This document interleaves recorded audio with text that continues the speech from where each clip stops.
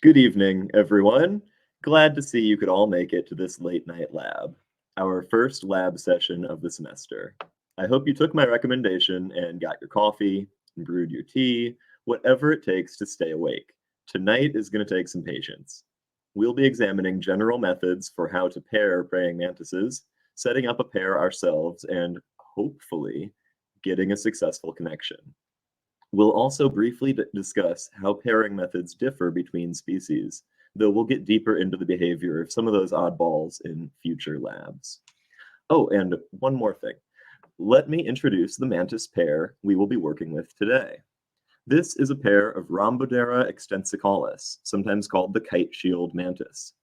These large but fairly gracile mantises are one of many shield mantises in the genus Rhombodera, a wide and varied genus found in southeastern Asia. R. extensicollis is native to the Indonesian islands of Java and Sumatra. Our pair tonight are captive bred animals who have themselves already mated once, and as an added complication, our little male is considerably old. Male mantises tend to have an ideal window of mating efficacy, during which they're old enough to be interested in mating, yet young enough to have the vitality required for actually doing it. In general, males start being interested in mating around 2 or 3 weeks after reaching adulthood. In small species, this window might begin after only 4 or 5 days, whereas males of large species might want to be over a month mature before they mate. The female's age is less critical, but can still be significant. Older females begin to actively release pheromones from the end of their abdomen to try to attract a mate. This is known as calling, and often begins between 3 and 6 weeks after a female has reached maturity.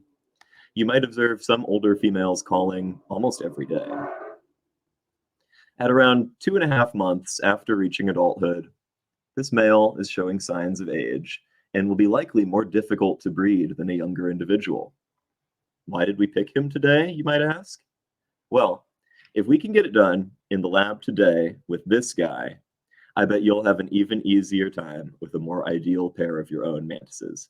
How refreshing would it be for your first breeding attempt to go even better than the tutorial that you watched? Well, we can hope that's the case.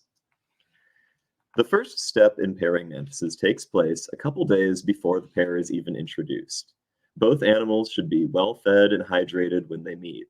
For the female, this means that her abdomen should look round and expanded, not so full that there are no wrinkles or that she won't accept any more food, but she should look considerably large. The abdomen size is, in fact, one quality that a male mantis pays attention to when he's considering whether or not to try and mate. For him, he can be fed to the point where he doesn't want any more food. Watch this male show me repeatedly that he's not interested, rearing back and defensively slapping the roach away. He's as ready for mating as he'll ever be. The day of the pairing, allow the male mantis to get comfortable in a suitable place for breeding.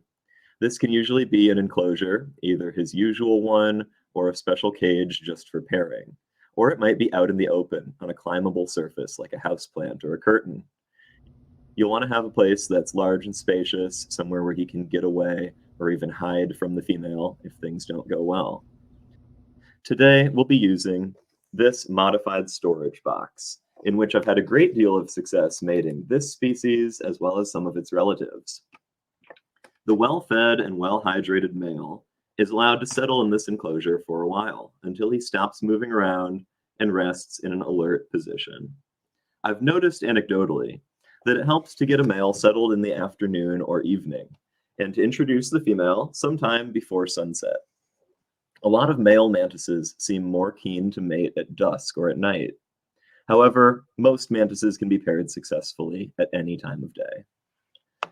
The reason for paying such attention to the male's comfort here is that he is the one who will be initiating mating. Even in species with courtship displays and communication, the male is practically always the initiator. If he's not willing to mate, it doesn't matter how much the female wants to. It's just not going to happen. And so getting him comfortable in a place he knows with as few distractions as possible boosts your chances of a successful mating considerably. Now it's time to introduce the female. Moving carefully so you don't scare either animal, set her in front of him and facing away. She should be at minimum 1 body length away from the male, but anything up to around 4 or 5 body lengths should work very well. What you want to see is for the male to lock on, to direct his head and antennae at the female. This fixation doesn't guarantee that he'll want to mate at this time, but it does show that he recognizes the female and is not distracted by other stimuli or desires. If a male does not lock in soon after placing the female in front, he may need her to start moving. You can induce her to walk away, or even better, to catch prey, and see if that piques his interest. There are some mantis species in which courtship displays are an important step in mating. In these species, it can be helpful for the female to be introduced perpendicular to or even facing the male. A female who accepts a male's courtship display will turn away from him, allowing him to mount easily. On the other hand, a female might reject an unsatisfactory display by approaching and attacking the male. So be very vigilant with courting species and don't let them out of your sight until he's successfully mounted. This pair of Styliacula cf. Javana shows how rapidly courtship can progress in tiny species. Remember that coffee that you should have picked up before class today? This is where you're going to need it. After a male has set his sights on a female, he will spend anywhere from a few minutes to a full day studying and gradually approaching her. If the female decides to walk steadily around, he might follow her closely or stay multiple feet away and catch up once she stops moving.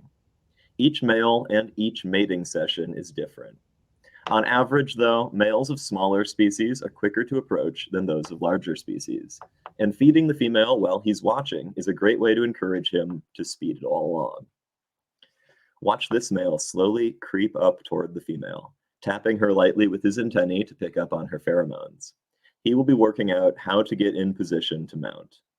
In most species, the actual mount can be an acrobatic and somewhat chaotic affair, and it's one of the most crucial times for the male to get it right or else get himself caught and devoured by the female. Now, I hate to say it, but in the multiple hours this pairing took, I missed the actual mounting.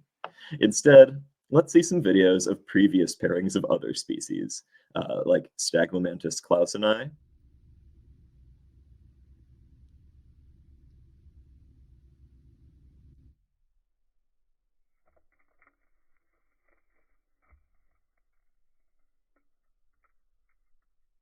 Macromantis hyalina,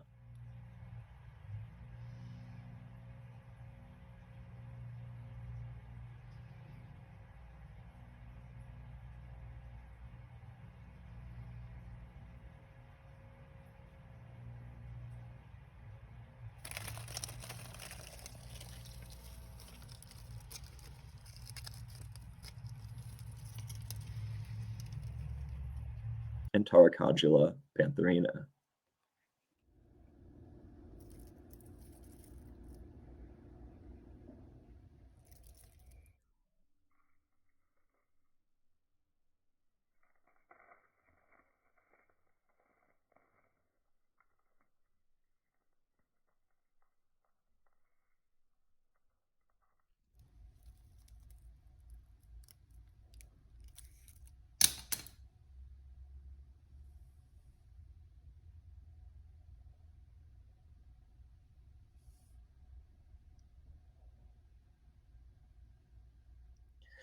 The initial mount might not look like you expect.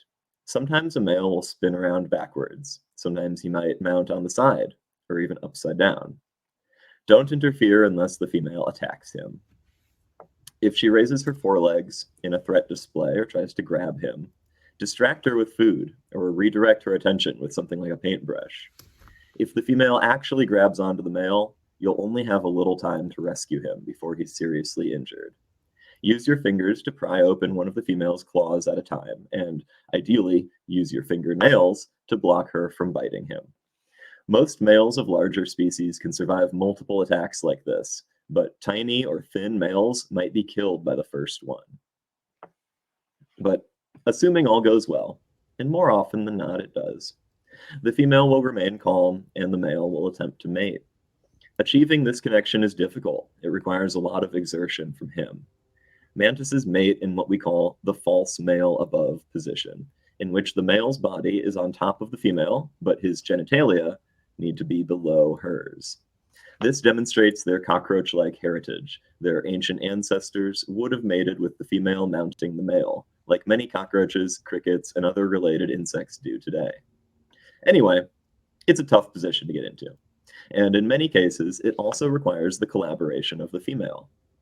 Because she is so much larger and stronger than him, a female mantis can position her abdomen in a way that makes it impossible for him to mate. So even if the female doesn't decide to eat a male, she has some choice over who fathers her offspring. Unfortunately for our pair today, this elderly male didn't have what it takes to make the connection. It's a bit discouraging to see, yeah, but I'm not too worried. Our female's previous mating will probably supply her with enough sperm to lay multiple fertile oothecae. So even if she decides to never mate again, there'll probably be plenty of baby Rhombodera extensicollis running around here in a couple months.